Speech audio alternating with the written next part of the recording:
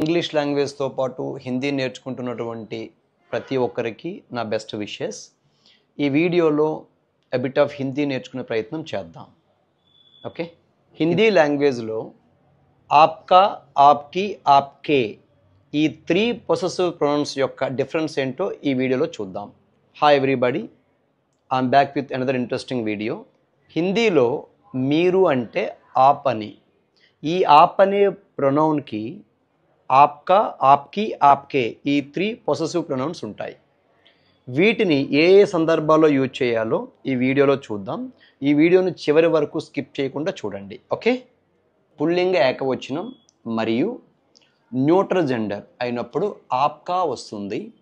For example, మీ తమ్ముడు ఆప్కా భాయి, మీ pen ఆప్కా కలం, మీ ఊరు అంటే ఆప్కా గాంవ్.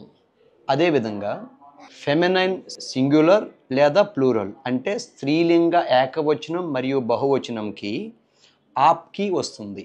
ఫర్ ఎగ్జాంపుల్, మీ చెల్లి ఆప్కి బెహన్, మీ మదర్ ఆప్కి మాతాజీ.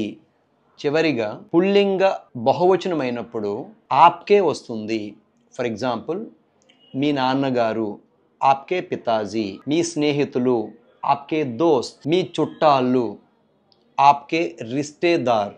ఇంకొన్ని ఎగ్జాంపుల్స్ చూస్తే మనకు బెటర్ ఐడియా వస్తుంది. ఫర్ ఎగ్జాంపుల్, మీ పేరు ఆప్కా నామ్, మీ ఇల్లు ఆప్కా ఘర్, మీ తల్లిదండ్రులు ఆప్కే మాతా పితాజీ, మీ కారు ఆప్కి కార్, ఎందుకు ఫెమినైన్ జెండర్. మీ వయస్సు ఆప్కి ఉమ్ర్, మీ తాతగారు ఆప్కే నానాజీ మరియు ఆప్కే దాదాజీ. ఒకరు మెటర్నల్ గ్రాండ్ ఫాదర్, ఒకరు పెటర్నల్ గ్రాండ్ ఫాదర్. మీ నాన్నమ్మ ఆప్కి దాదీమా, మీ అమ్మమ్మ ఆప్కి నానీమా. For more interesting updates like this, please stay connected with us on all the social sites. And please don't forget to like, share and subscribe.